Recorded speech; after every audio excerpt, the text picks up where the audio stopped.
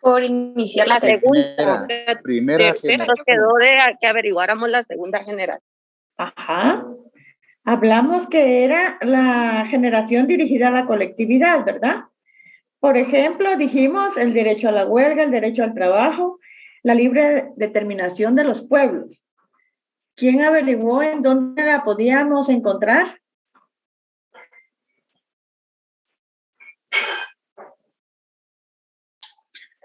La Convención de los Derechos Humanos. Muy bien. Muy bien. ¿En otro lado? ¿El derecho a la huelga y al trabajo? En el Código de Trabajo, ¿le creo? Muy bien. ¿Y la libre determinación de los pueblos?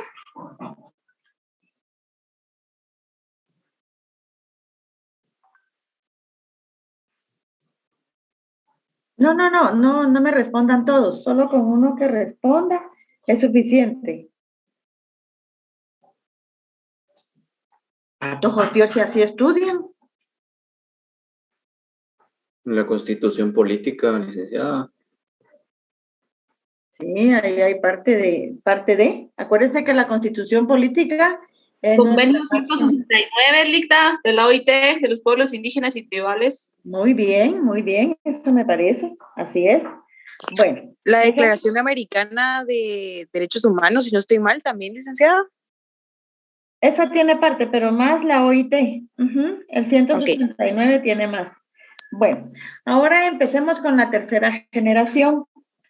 La tercera generación dentro de los derechos humanos es aquí hay trascendencia de la soberanía de los estados. Aquí también se exige un derecho por parte del ser humano a un medio ambiente sano, libre de toda contaminación, o sea, lo que muchos exigimos acá, pero no se cumple, no se ha cumplido porque muchos, por ejemplo, ustedes observan cuántos ríos se han secado, cuántas empresas mineras han venido a dejar tierras áridas y nadie hace nada por evitarlo, a pesar de que hay instrumentos internacionales que tendrían que apoyarnos en ese sentido. Y también ver el patrimonio común de la humanidad. ¿Cuál es el patrimonio común de la humanidad? El medio ambiente. Porque si ustedes ven, hay veces que uno dice que hay guerras en diferentes lugares. Ay, ¿a qué horas va a llegar a Guatemala? No. El medio ambiente es a nivel mundial. Entonces, eso es lo que se da dentro de las generaciones a las que tenemos nosotros, los seres humanos, derecho a poder mantenerlas. Son las 3 generaciones que nosotros podemos pelear dentro de nuestros derechos humanos. El día de hoy vamos a empezar por ver el Estado. ¿Qué es el Estado? El Estado, como ustedes ya lo estudiaron a través de sus semestres, está compuesto por territorio, población, un poder general, es lo básico, y un derecho a gobernabilidad de forma permanente. Eso es el Estado en sí. Dentro de los derechos que nosotros tenemos, hay unos sujetos de derecho internacional público. Dentro de los estados, como vuelvo a repetir, tenemos nosotros varios componentes. Por ejemplo, hay algunos que nosotros hemos oído dentro de lo que vemos a través de las noticias, escuchamos, vemos y decimos, hay varios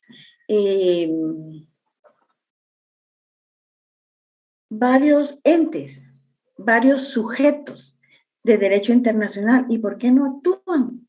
Y uno se queda pensando, pero si ellos están, por ejemplo, el de los derechos humanos, ese es un ente que tiene que velar por el medio ambiente de toda la humanidad.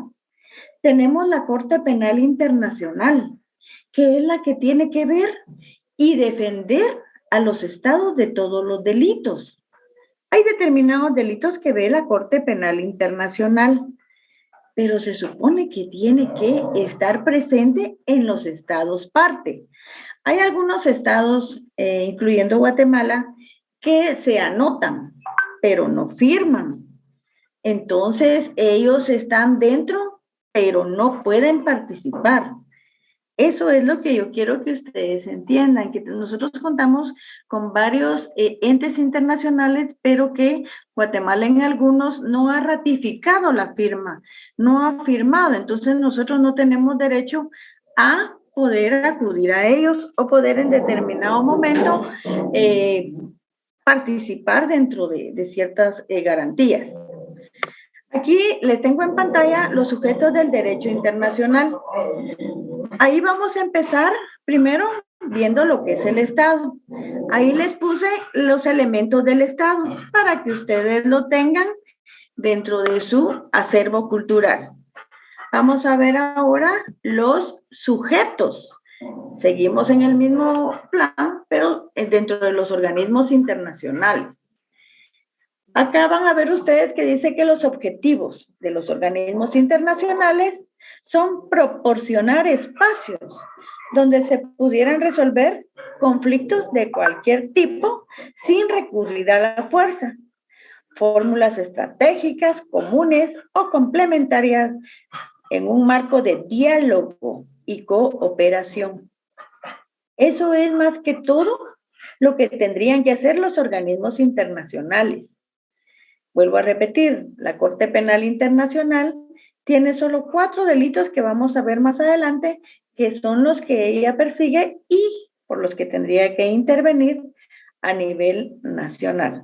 Está también la ONU, Organización de las Naciones Unidas, que esa tendría que ver a través del diálogo por los conflictos que hay dentro de los estados parte. Digo estados parte porque son los estados que han firmado y ratificado dichos convenios. Si un estado está dentro pero no ha firmado, no tienen algunas oportunidades derecho a acudir a ellos, aunque esté dentro del listado, pero no a firmar. Ahora vamos a ver qué organismos internacionales tienen función en Guatemala o es parte de. Les voy a dar 10 minutos ahorita para que ustedes me coloquen en una hojita y se la hacen llegar a Diego, porque les voy a poner más de alguna puntuación para que me digan qué organismos internacionales tienen función en Guatemala o son parte de, que ustedes sepan. No quiero que se copien, solo que cada uno escriba los que ha escuchado, los que ha investigado y los que conocen. Háganme favor, son 10 minutos a partir de este momento, que son las 17:55, a las 16:05, yo sigo con la clase. Diego. Licenciada, disculpe, dijo internacionales. Ajá, así es que dice internacionales, pero acuérdense que en la prisa hay veces que uno no pone completa, pero son internacionales. Por favor. Son 10 minutos. Ya corren a partir de ahorita. Compañeros, si quieren finalizar, lo mandamos. Escuchen a Diego, por favor. Compañeros, si quieren finalizar, lo mandan al grupo con su nombre y su número de carnet, porfa. Gracias, Diego.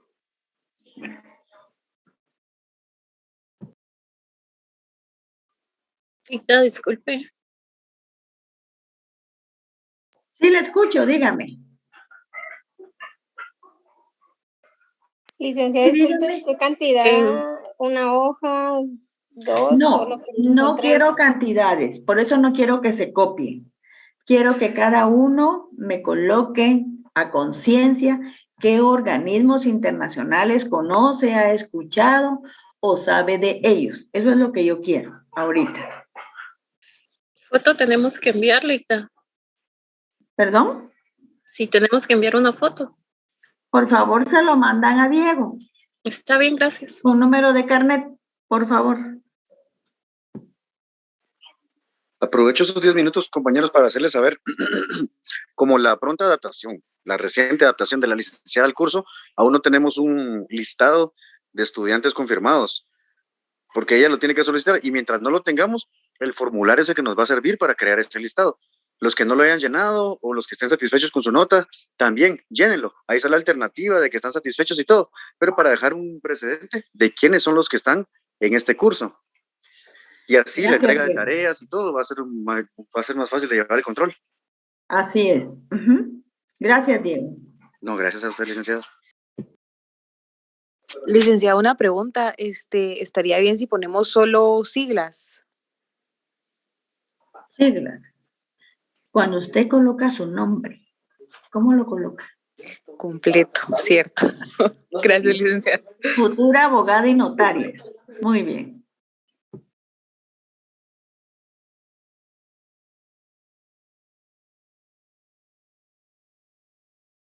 Licta, ¿a mano o a compu lo puedo hacer?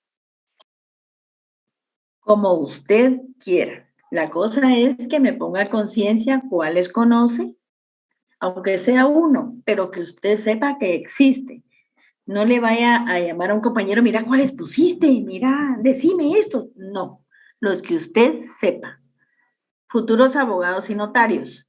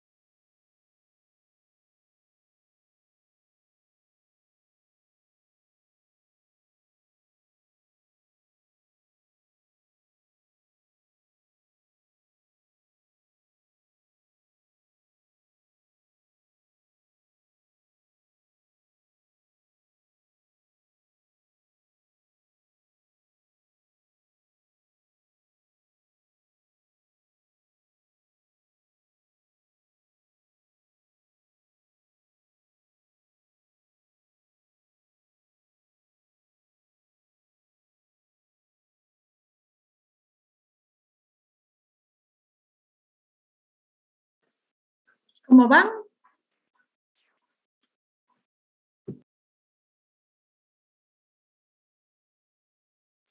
Diego, yo ya mandé al grupo, dijiste, ¿verdad? Sí, en el grupo está bien, gracias. Ya lo envié, gracias.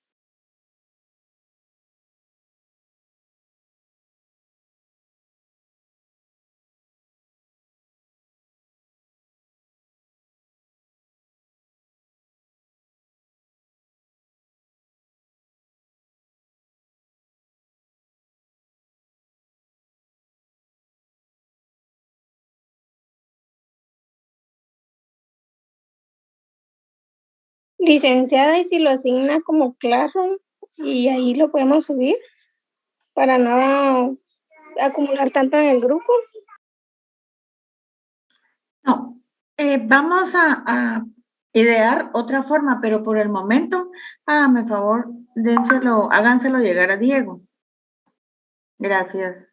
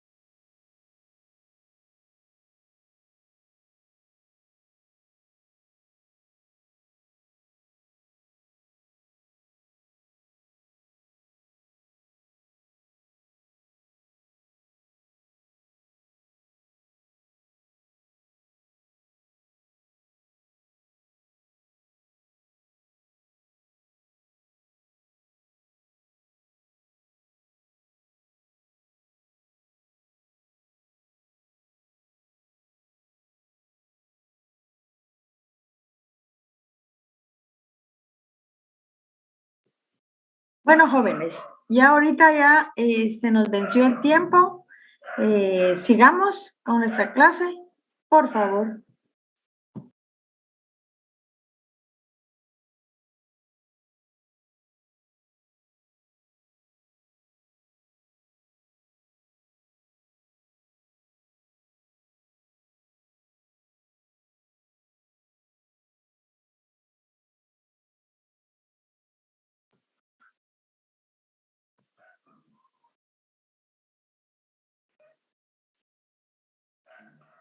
Seguimos. Seguimos siempre con los sujetos del derecho internacional público. Vamos a ver, uno de los sujetos es el individuo. El individuo es un sujeto excepcional del derecho internacional público. El individuo no es sujeto inmediato de las normas. En consecuencia, él no puede exigir directamente sus derechos ante ninguna instancia internacional. O sea, yo voy a acudir ante la ONU y voy a decir, miren, yo necesito que arreglen mi problema en mi país. Yo no puedo hacerlo porque soy un individuo. Tiene que ser a través del Estado que yo puedo acudir a un ente internacional y hacer valer un derecho. Les platicaba la vez pasada de la persona que le desfiguró la cara el esposo, se fue a México y después regresó y él la mató. La familia de ella no podía exigir ante la entidad, digamos la ONU, digamos la Corte Penal Internacional, la Corte de Justicia, no. Ella tenía que acudir ante una entidad aquí estatal para que esa entidad, como ente gubernamental, acudiera ante un ente internacional y hacer valer el derecho que le había sido violado o violentado. Entonces, tenemos que tener claro que nosotros como individuos no podemos por sí solos acudir ante un ente. Tiene que ser a través del Estado. ¿Alguna duda?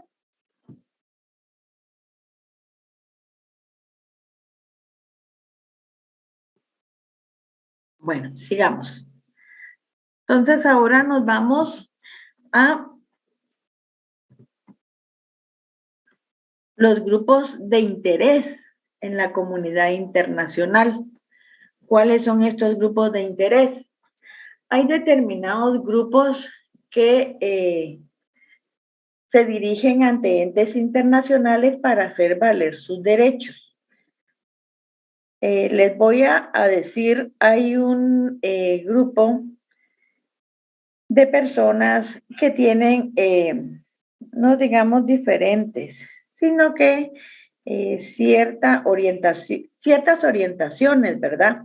Entonces ellos hacen valer sus derechos como los grupos de LGBTQ, que son entes que han formado grupos para que a través del Estado puedan defender sus derechos ante los organismos internacionales de derechos humanos y así ellos poder hacer valer los mismos con esos entes. Sus protestas y todo las han hecho para que estos entes internacionales los escuchen y les den un lugar dentro de los grupos internacionales. ¿Alguna duda? Bueno, sigamos.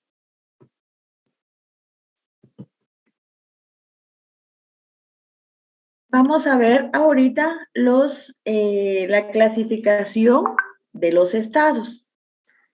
Hay estados unitarios, hay estados federalismo, que estos a su vez se dividen en confederación y estado federal. Hay regímenes políticos que son democráticos, aristocráticos, autocráticos. El autocrático, a su vez, se divide en totalitario y dictatorial. Ahora vamos a ver cada uno de ellos cómo están conformados. Por ejemplo, el Estado unitario es aquel que por sí mismo, como su nombre lo dice, unitario. Solo él es el que participa dentro del mismo. No hay otro ente que esté con él. Ahora bien, vamos a ver también el estado de federalismo. Esto tiene una confederación. ¿Qué es la confederación? La confederación es un grupo de estados que son los que tienen que ver, hay 2 o más estados que se coordinan entre sí por medio de un convenio. Es un convenio. Cada estado conserva su soberanía, pero no existe un superestado, puesto que no hay una constitución. Esa es la confederación dentro del estado de federalismo. Esa es la diferencia. Y el estado federal se da siempre cuando 2 o más estados, al igual que la confederación, se unifican, pero ahí para formar uno solo. Si ustedes ven en el primero, que era la confederación, cada quien conservaba su soberanía, pero en el estado federal se unen los 2, pero ahí para volverse uno solo. Imagínense cuando 2 personas se casan, dice para volverse uno solo. Igual piensen en el estado federal. Es como que se casaran 2 estados y forman uno solo. En este caso ya existe una soberanía general, ya existe una constitución que viene a formarse con esos 2 estados que formaron uno. ¿Tienen alguna duda ahí?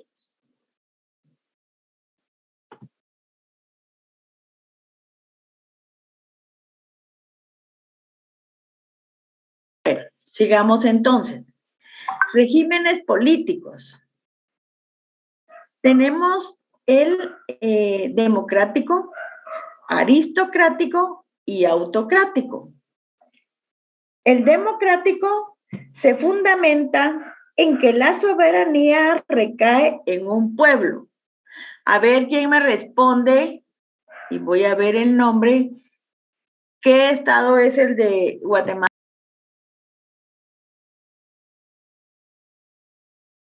Democrático. Buenas tardes, licenciada. Bien, es democrático. ¿Por qué? Porque tiene su propia soberanía y esta recae en el pueblo. Por eso es que nosotros acudimos a las urnas para elegir a nuestro presidente y lo elegimos dentro de todos los candidatos que hayan porque pensamos siempre que es el más idóneo. Muy bien, ahora miremos el estado aristocrático. Es aquel estado que está formado por, como su nombre lo dice, aristócratas, ¿sí? Pero aquí, por ejemplo, eso se da más que todo en los países europeos, donde hay, que es la aristocracia, la que gobierna dentro de los mismos. Y el autocrático es sinónimo de antidemocrático. Ese se divide en 2, el autocrático, en totalitario y dictatorial. Fíjense la diferencia. Nosotros somos democráticos. Los aristocráticos, que son los de la nobleza, y los autocráticos, que hay totalitario y dictatorial. ¿Cuál es el totalitario? Este tiene una ideología partidista, tiene un partido único, tiene un dictador y sobre todo prevalece el terror. A ver, menciónenme uno, por ejemplo. Alguien que me mencione uno que sea.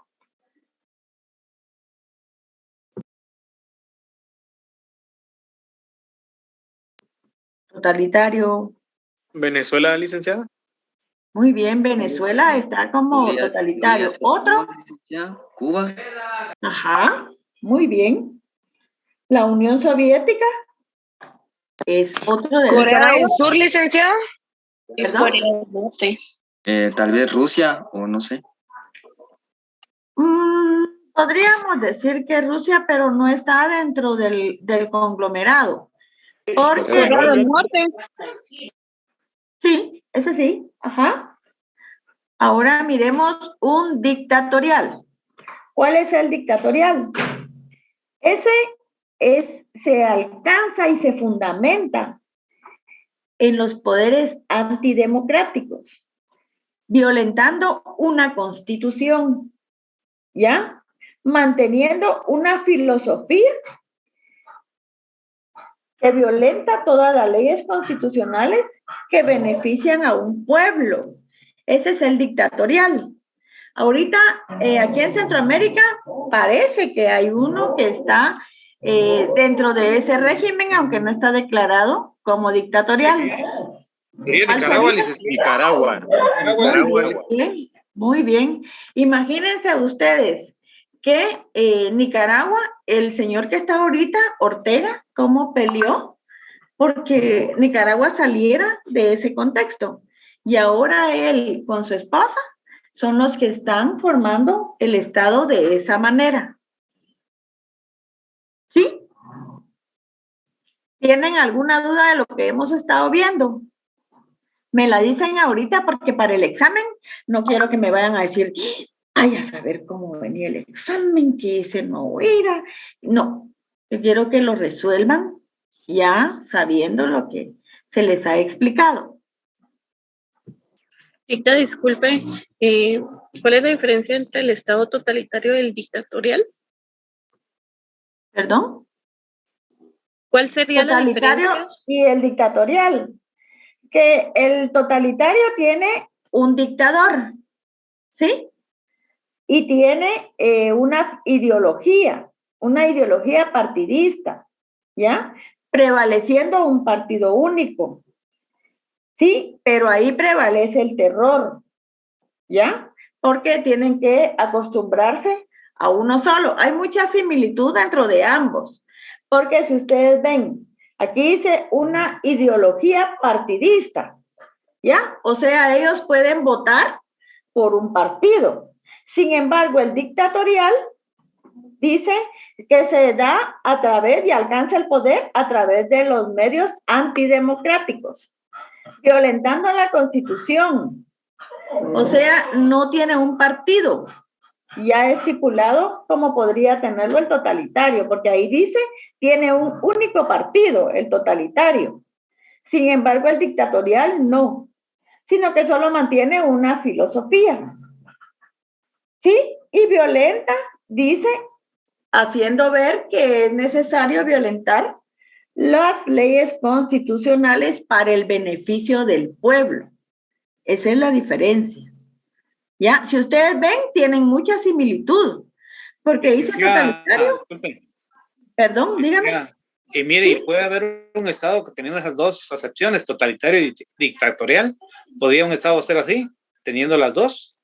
No, porque está estipulado que no. Por ejemplo, Cuba no podía decir que no tenía partido, ¿ya?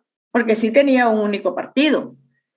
Y dictatorial, sí tenía fuentes dictatoriales, porque se hacía lo que decía el presidente en su oportunidad, ¿ya? Tienen mucha similitud, pero lo que los diferencia es un partido político. Pero gracias, de ahí, que se rigen por lo que diga el dictador, que se rigen por que él tiene que el pueblo por terror hace lo que digan, tiene mucha similitud entre ambos. ¿Alguna otra duda? Sí, licenciada, disculpen, el dictatorial, pues se puede decir que él mismo ejerce los tres poderes, por ejemplo. Sí, porque ahí dice que es antidemocrático. ¿Sí? Acuérdense que en la democracia usted elige. En cambio, el dictatorial no tiene democracia. El dictatorial violenta la Constitución. Tiene una filosofía donde dice que es necesario violentar las leyes constitucionales, porque les hace creer al pueblo que es para beneficio de ellos. ¿Sí? Lo que hacía Chávez, que le decía a la gente que todo lo que hiciera era para beneficio del pueblo. Tienen mucha similitud.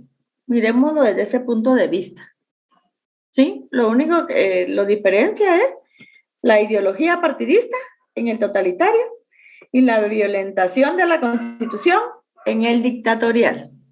¿Alguna otra duda?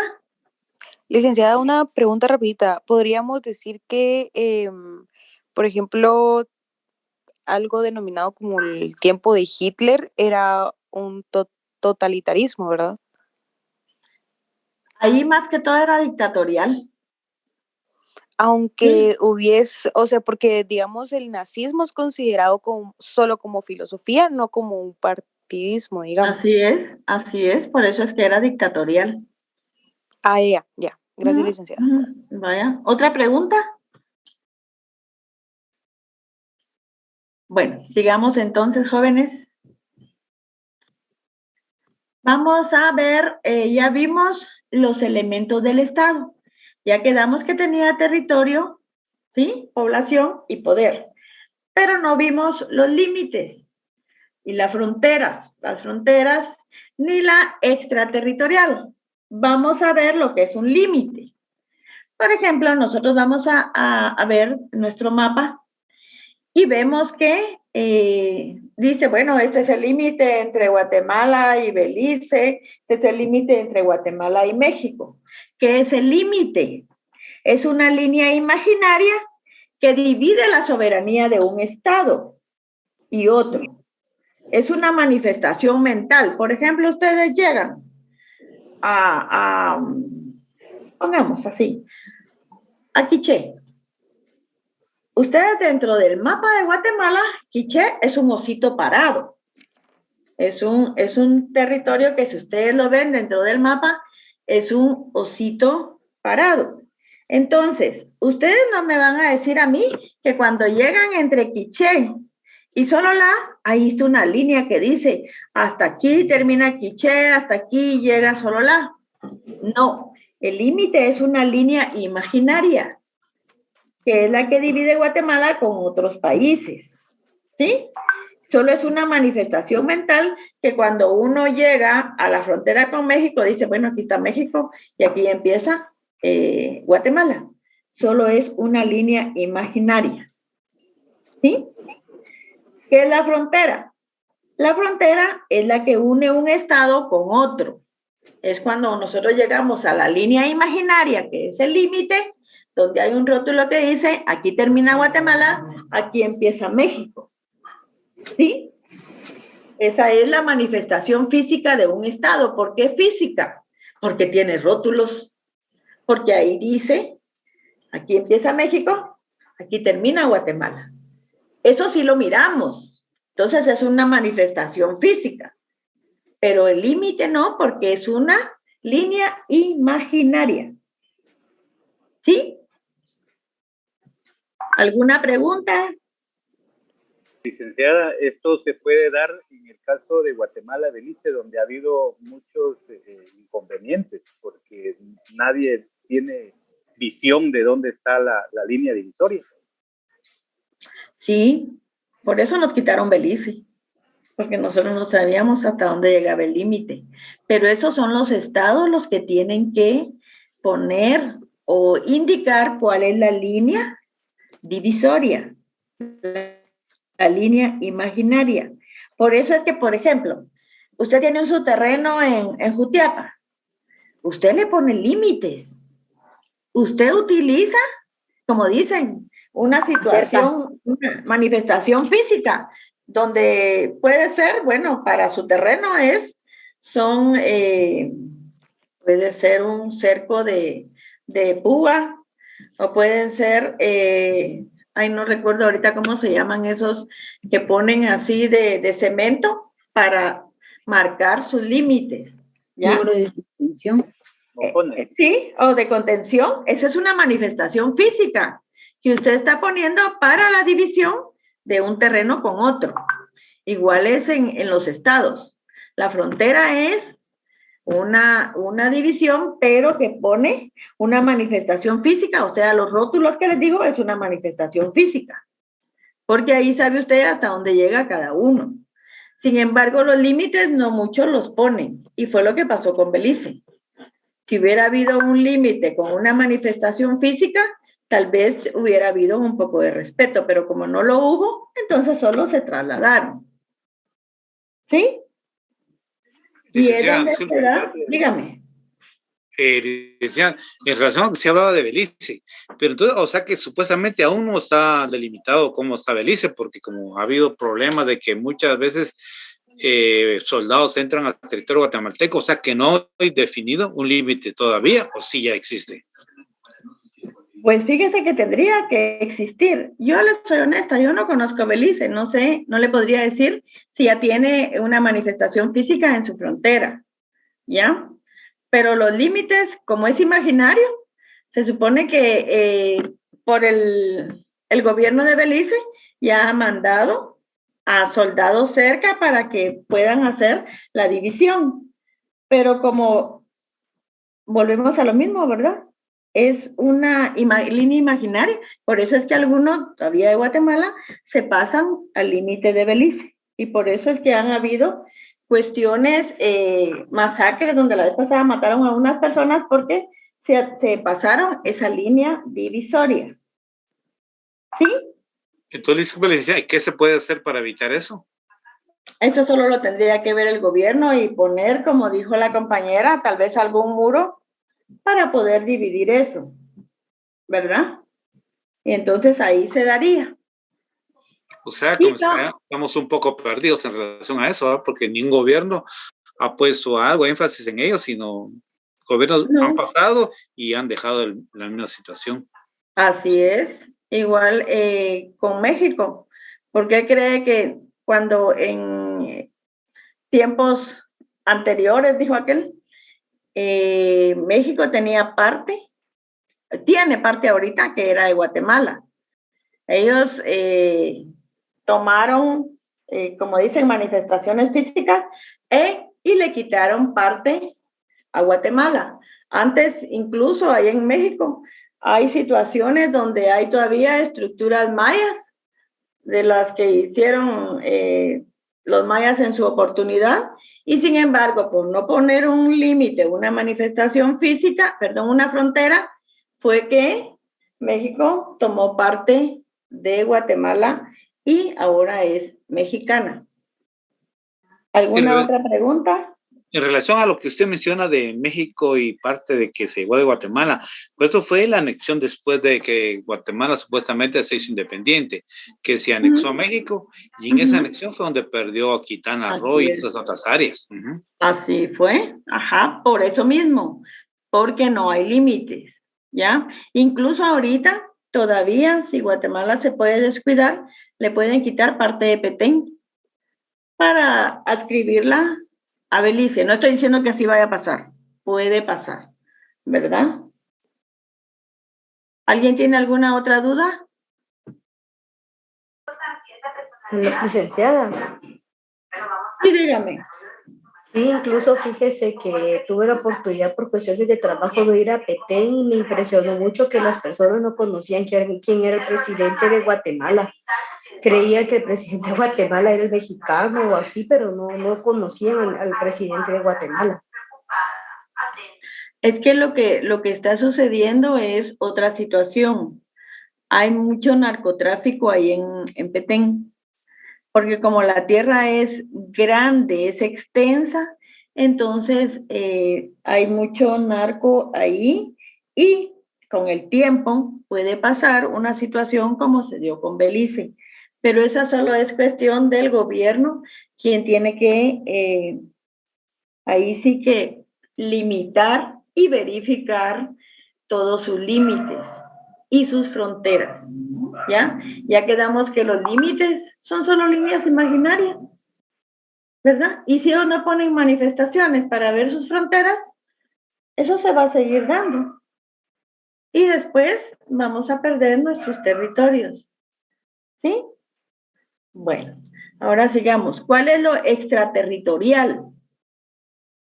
En lo extraterritorial es todo lo que se da alrededor del límite y la frontera. Por ejemplo, imagínense el mapa de Guatemala. Está el mapa de Guatemala y el elemento extraterritorial es, por ejemplo, el espacio marítimo, el extraatmosférico, que está por encima, y el aéreo. Esos son los límites extraterritoriales que están fuera de nuestro país, pero que sin embargo tienen que ver alrededor nuestro. Y vuelvo a repetir, es el espacio marino, el extraatmosférico y el aéreo. ¿Alguna pregunta de esas?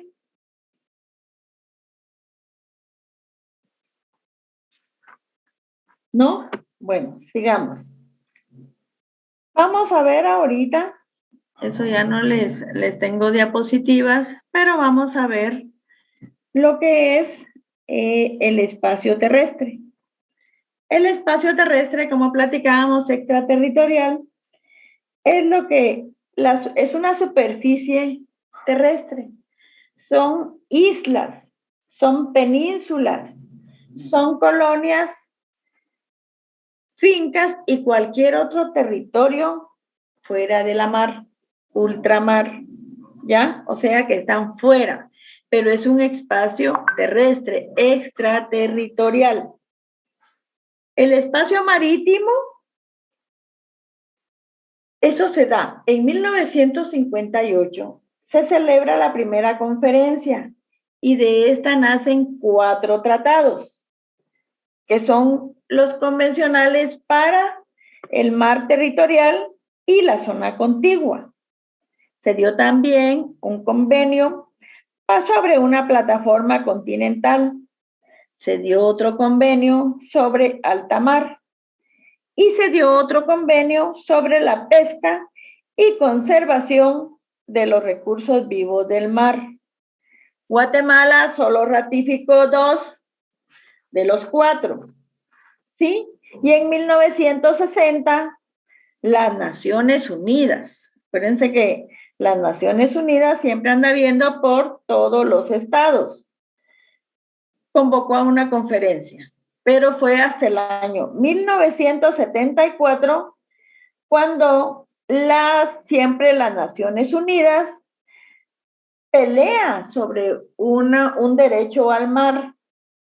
Y hasta en 1982 se firmó en la ciudad de Jamaica y Montego Bay, fue que nació a través de esta Convención de las Naciones Unidas el derecho a el mar. Y Guatemala lo firmó hasta 1982 y lo ratificó. Acuérdense que firmar no es ratificar. Firmar uno lo puede firmar y ahí lo deja. Pero cuando lo ratifica es asegurar lo que firmó en 1982, lo ratificó hasta 1996. ¿Sí?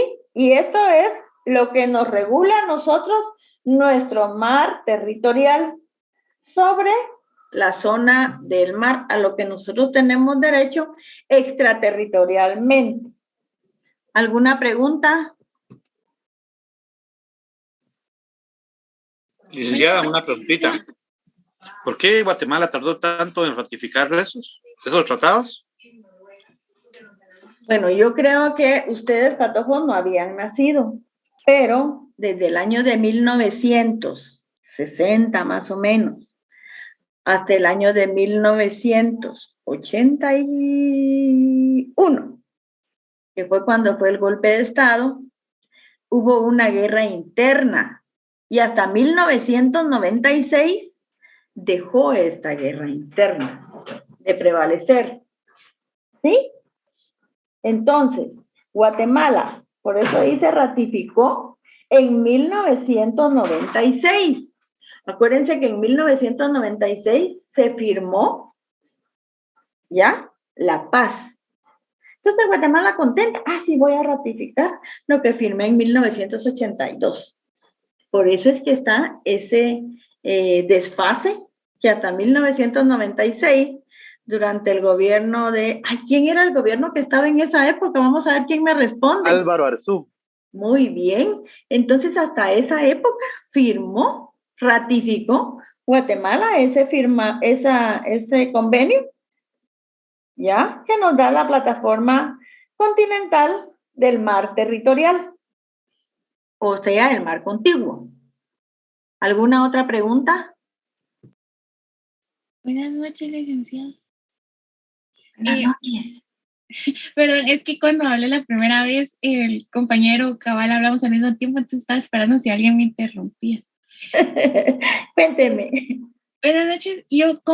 Disculpe la ignorancia, ¿cómo se ratifica un convenio? Es que, pues, así como firmo y luego hago otro documento y firmo o lo... Así es, cuando ustedes, futuros abogados y notarios, van a tener a su cliente y va a prestar una declaración, ¿ya? Entonces él la va a prestar y va a firmar en una acta, ahí en el juzgado, ¿ya? Muy bien, firmo. Pero hay otra audiencia después y le preguntan a él, mire usted, el 10 de febrero hizo esta declaración y todo, aquí está su firma. ¿La ratifica? ¿Y qué va a decir él? Sí. Entonces firme acá. Eso es ratificar. ¿Ya? Gracias. Asegurar lo que usted ya había dicho o hecho anteriormente. ¿Alguna otra duda?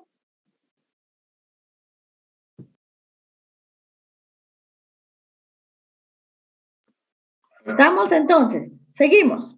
Hablábamos de que Guatemala había firmado la zona territorial. ¿Qué es una zona de mar territorial?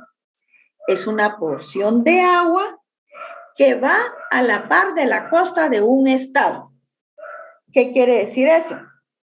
Por ejemplo, Guatemala, como ratificó eso de su plataforma, de su mar territorial, ¿qué es lo que le da? ¿Qué derecho le da eso? Esto abarca un total de 12 millas, donde el estado tiene derecho, tiene soberanía sobre ese subsuelo del mar, de 12 millas. Les mentiría si les digo que ahorita ha aumentado. Ese es el conocimiento que tengo, que son 12 millas, ¿ya? Tanto en espacio de mar como en espacio aéreo.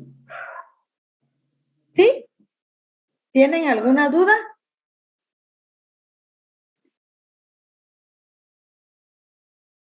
¿O no quedó claro eso?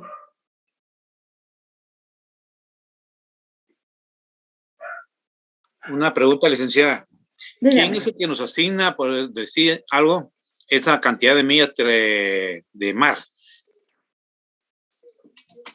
¿Quién es el que nos dice, miren, ustedes tienen derecho a esa cantidad de millas? ¿Quién es el que nos lo dice?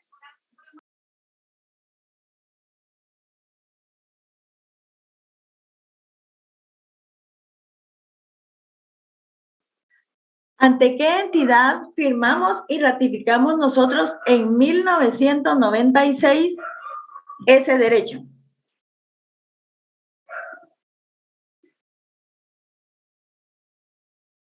Ante las Naciones Unidas. ¿Ya? Entonces nosotros como Estado, si a nosotros nos quitan ese derecho de las 12 millas, ¿ante quién acudimos? Ante las Naciones Unidas, porque ahí está nuestra firma, ahí está nuestro derecho. ¿Sí? Entonces nosotros le decimos, mire, fíjese que nosotros le ratificamos y le firmamos en 1982 y en 1996 ratificamos y tenemos derecho a 12 millas, ¿ya? De agua, más, donde nosotros ejercemos soberanía, igual en el espacio aéreo. ¿Sí? Eso es lo que sucede. Ante ellos nosotros tenemos nuestro derecho de reclamar. ¿Alguna otra duda?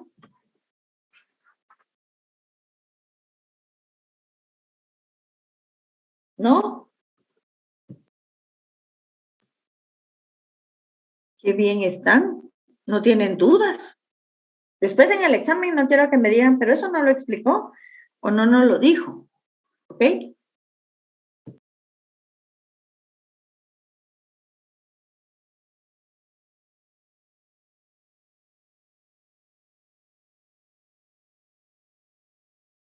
Bueno, sigamos.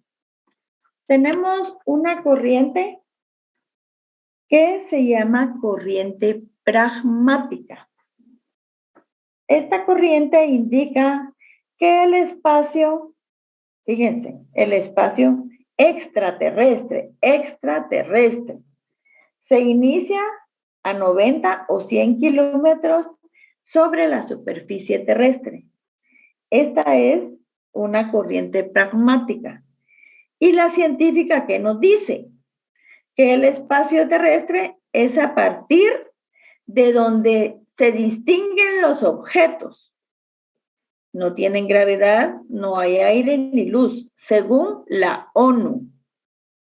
¿Sí? Seguimos con la ONU. O sea, cuando ustedes les pregunten, si vienen el examen, por ejemplo, ¿dónde puedo ver yo mi extraterritorialidad? ¿A través de quién la puedo pelear? ¿Qué me responderían? A ver, alguien que me responda.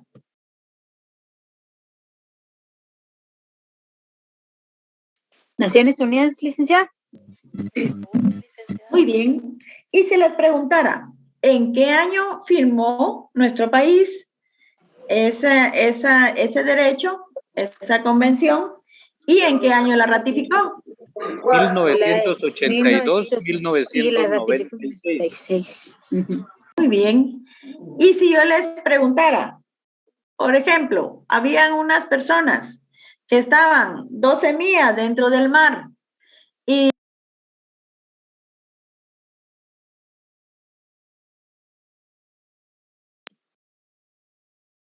invasión a otro terreno dentro de las 12 millas siguientes, ¿qué me responderían ustedes? ¿Hay invasión o no?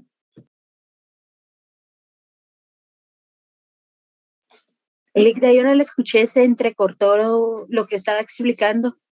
Va. Por ejemplo, si yo les preguntara dentro del examen, fíjense que acusaron a unos connacionales de que invadieron un terreno marítimo. Estaban 11 millas dentro del mar.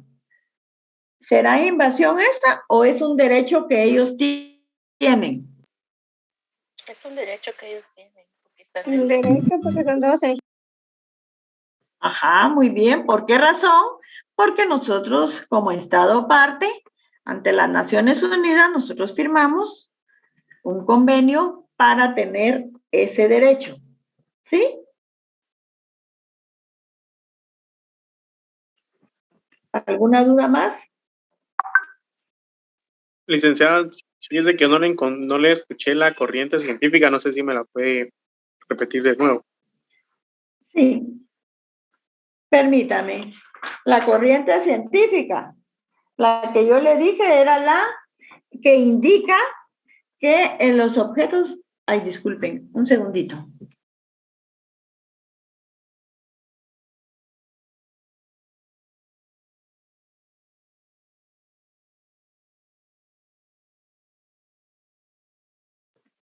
Perdón. Indica la corriente científica, como les dije, que es a partir de donde no se distinguen los objetos, ¿ya? O sea, no tienen gravedad, no hay aire ni luz, según la ONU.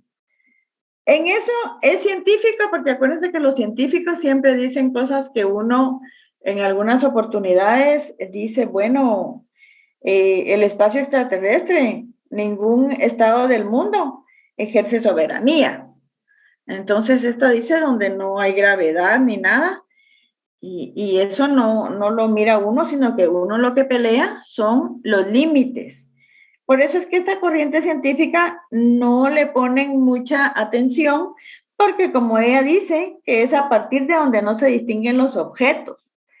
Imagínense que en 12 millas yo considero que sí se puede distinguir una luz, un objeto, porque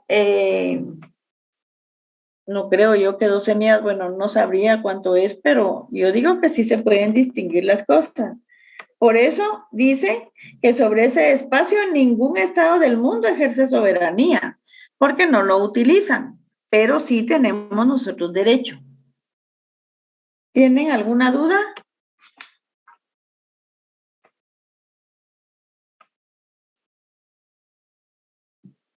Bueno, sigamos. Aquí también nos indican que nosotros como Estado podemos ser responsables de alguna situación que se dé dentro de esos nuestros, como dicen, terrenos o límites extraterritoriales. ¿Cuáles son? Los estados que lanzan una nave al espacio, los estados que no han colaborado, dice, o auspiciado para el envío de estas naves, los estados que hayan prestado el espacio, nadie presta el espacio, pues, o territorio para el lanzamiento de la nave o satélite superficial. Eso solo lo dicen otras entidades que quieren hacer responsable a las Naciones Unidas de cualquier daño que se ocasione por utilizar nuestra extraterritorialidad. ¿Sí? ¿Alguna duda de eso? Bueno, ustedes se preguntarán, ¿y qué tenemos nosotros que ver con eso? Cuando nosotros vayamos viendo todo lo que nos da el derecho internacional público, nosotros vamos a ir viendo y vamos a ir utilizando los límites, para qué nos sirven los límites, para qué nos sirve la frontera y la extraterritorialidad. ¿Sí? Sigamos, entonces. Por ejemplo, ahorita vamos a ver la Carta de las Naciones Unidas. Nosotros, esta carta tiene propósitos, tiene normas y tiene principios. ¿Quiénes fueron los fundadores de las cartas de las Naciones Unidas? Fueron los anti-Hitler. ¿Quién fue Hitler? Fue un nazi, por así decirlo, extraordinario, porque dominó dentro de la guerra a muchas naciones y provocó guerras que hicieron destrucciones con barbarie, pues. Hicieron ellos muchas guerras, hicieron pueblos desaparecidos y tenían demasiada violencia. Pero esto fue lo que dio origen a que se fundara la Carta de las Naciones Unidas. ¿Y quiénes fueron ellos? Fue Estados Unidos, Gran Bretaña, Francia, Rusia y China. ¿Y en qué año fue?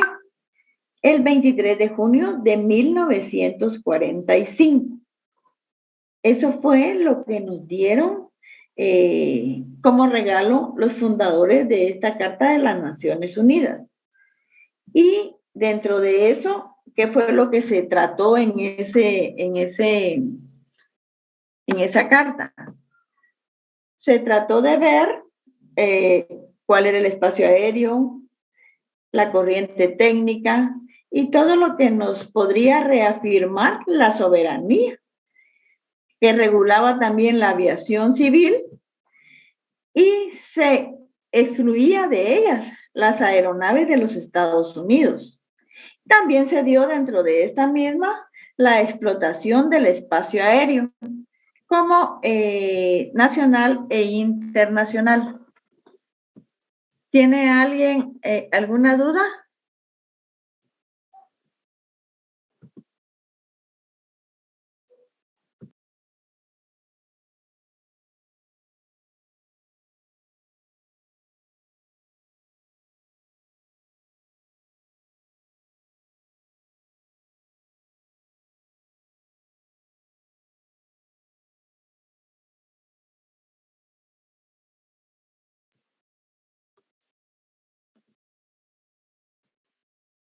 Ustedes no preguntan, ¿verdad, Pato?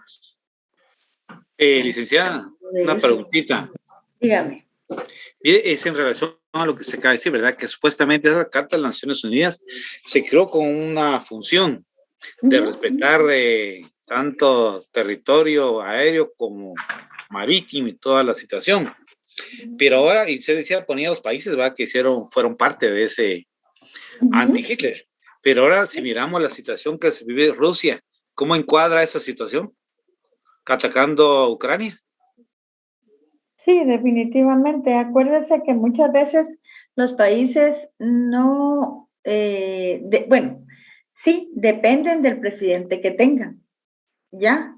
No es el país en sí, sino que es el que lo dirige. Por ejemplo, Venezuela, vayámonos a Venezuela. Venezuela era un país rico en petróleo. Y mire ahora es un país pobre, que hay gente que ni hambre tiene. ¿De quién depende? Del que lo gobierna, ¿ya? Entonces, en esa oportunidad, en 1945, Rusia tal vez tenía un presidente que pensaba en su país, pero actualmente aquel piensa en su país, pero a su manera, ¿verdad? Eso es lo que nosotros tenemos que ver. Todo lo que se dio en su oportunidad, por ejemplo, los derechos humanos. ¿En qué años fue la creación de los derechos humanos? En 1948, ¿ya? Después de la Carta de las Naciones Unidas, que fue en el 45. Aquí en Guatemala, en el 45, se dieron también varias situaciones.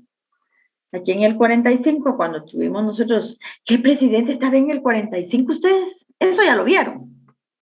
A ver, ¿quién me responde? Jorge Ubico, licenciada. Jorge Ubico lo voy a mandar a dar 10 vueltas alrededor de la clase. Arévalo. ¿Ah?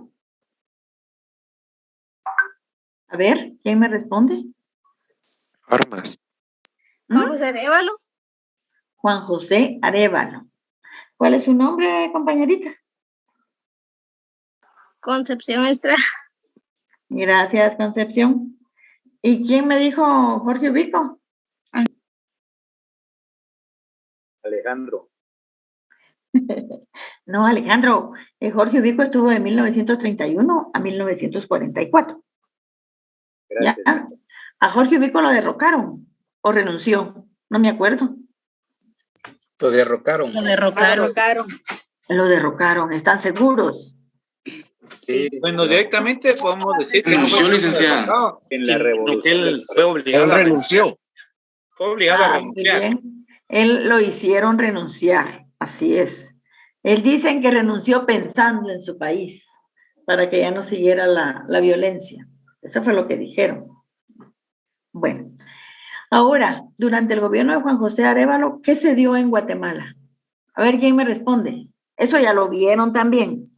Si no estoy mal, licenciado, el decreto 900, Código de trabajo. la reforma agraria. La ley agraria. Los beneficios del Instituto Guatemalteco de Seguridad Social, licenciada. El código de trabajo. Y sigan. En la educación, las escuelas tipo federación. Sigan. Permitió la libertad de prensa. La autonomía de la universidad también. Sigan. Creo que ha sido el único presidente por el que tenemos varias cosas. ¿Sí? El escalafón magisterial también. El IX, el voto de la mujer. Sí, también. Muy bien. Ahora, el Código Civil durante qué gobierno se hizo? ¿Qué manda? Del gobierno de Peralta Zurdia, licenciada, fue promulgado el Código Civil. Ajá, ¿en qué año? 1976. 76 vueltas lo voy a mandar a dar a la 1961. 61, correcto. 61. Bueno, ya me ganaron con las vueltas. Sí, ajá, 61 vueltas va a ir a dar también. 45. Ahí van a ver, oyeron, voy a ir a verlos un día de frente y me van a dar ¿Sí? 64, Licta. 1963. Ah, muy bien. Eso no era lotería, patojos. De verdad. Fíjense que hay una situación. Ustedes agarren su cuadernito y agarran sus leyes. ¿Qué clase de leyes son esas? Todos los códigos y todo eso. ¿Qué clases de leyes son? Ordinarias. Ordinarias. Agarran sus leyes ordinarias y miran durante qué presidente y en qué año las hizo. ¿Cómo les va a ayudar? Porque en su examen técnico profesional algunas veces se pregunta eso. Y si me vienen a decir en 1976, durante el terremoto que hicieron el Código Civil, es lo que voy a hacer yo. ¿Sí? ¿Me entienden? ¿Cuál es lo primordial de ponerse a repasar? ¿Sí? Bueno, patojos, yo creo que el día de hoy llegamos hasta aquí. Espero que hayan asimilado algo de lo que yo les expliqué. Y nos vemos primero Dios el martes. El martes vamos a volver a hacer la misma didáctica. Voy a iniciar con ustedes hasta las 6:15 porque tengo que cubrir otro periodo de otra clase y no tengo, se me traslapa. Entonces, por favor, repasen porque de repente pregunto algo y entonces tienen todo el fin de semana para repasar todo lo que vimos el día de hoy. Licenciada. ¿Qué manda? Disculpe, fíjese que yo le quería comentar acerca de mi nota. Ajá. Es que yo le había dicho que me examiné en la sección F. Ajá. Y entonces no sé si el licenciado le traslada la nota. Eso tendría que preguntárselo al catedrático para ver qué le dice. Me dijo que sí. Ah, bueno. Entonces hágasela llegar a Diego, por favor. Ah, va, está bien. Gracias, licenciada. Vaya, no hay de qué. Gracias. ¿Alguna otra duda? Licenciada, una pregunta. Solo el martes tendríamos clases porque creo que el viernes tenemos examen. Así. Ya empezaron los exámenes, Licta, el viernes. Ah, bueno, entonces me voy a preparar para ver todo lo que les había dado la catedrática anterior y repasar un poquito de todo eso. Más lo que vemos el martes. ¿Sí? O sea que sería para su parcial una mezcla del primer parcial con el contenido que está dando usted ahorita. Sí, ajá, podría ser. ¿Y cuándo nos confirmaría? Porque, perdón, si vamos a recibir clases entre exámenes o no, para que usted nos termine de confirmar si va a ser todo. Sí, porque nosotros no hemos cubierto todavía para el segundo parcial. ¿Ya? A nosotros todavía nos falta para cubrir el segundo parcial. Nos falta que miremos el derecho marítimo, el espacio aéreo, el espacio extraatmosférico, porque ahora lo que vimos solo fueron los dominios espaciales, ¿ya? Lida, lo que sucede es de que el otro viernes primero tenemos examen de filosofía. Luego el 4 tenemos otro examen, pero es lunes, no tenemos clase con usted. El martes 5 tenemos clase con usted y el 6 es el examen. Ah, bueno, pero si tenemos clase el 5, ustedes tienen toda la noche para estudiar y prepararse. Y como yo espero que me saquen buena puntuación. ¿Ya? Licenciada, perdone, yo solo tengo una duda. Si para el día del examen, los que no tenemos nota, o usted nos va a hacer un examen antes del segundo parcial, o cómo le vamos a hacer los que definitivamente no tenemos ni un punto. Fíjense que yo hablé con coordinación, pero tengo que presentar lo que Diego amablemente los ha apoyado para que ellos me den una salida. Entonces, si yo ya la tengo para el martes, yo se las haré saber. ¿Sí? Gracias. ¿Aló? Gracias, licenciada. Feliz noche. Gracias, igualmente, que Dios los bendiga, que tengan un tranquilo fin de semana. Feliz noche, licenciada. Bendiga mucho. Nos oímos primero Dios el martes. Licenciada. ¿Te manda? Con relación al formulario, En el grupo de WhatsApp hay aproximadamente 200 y pico de alumnos, 240. El formulario lo han llenado como 186, fue lo que le mandé, ¿verdad? Voy a esperar para cuando presentemos el formulario ese día, no sé si yo se lo envío a usted a través de correo, WhatsApp, o nos juntamos en la U y se lo llevo impreso. Yo diría que mejor nos juntamos en la U, Diego, ¿hoy? Muy bien, muy bien. Porque así me voy yo de una vez a coordinación y hago lo pertinente y yo le comento. Oye, ¿le parece? Perfecto. Gracias a usted, Diego, de verdad. No, un placer. Muy amable. Gracias, Lic. Gracias, compañero Diego.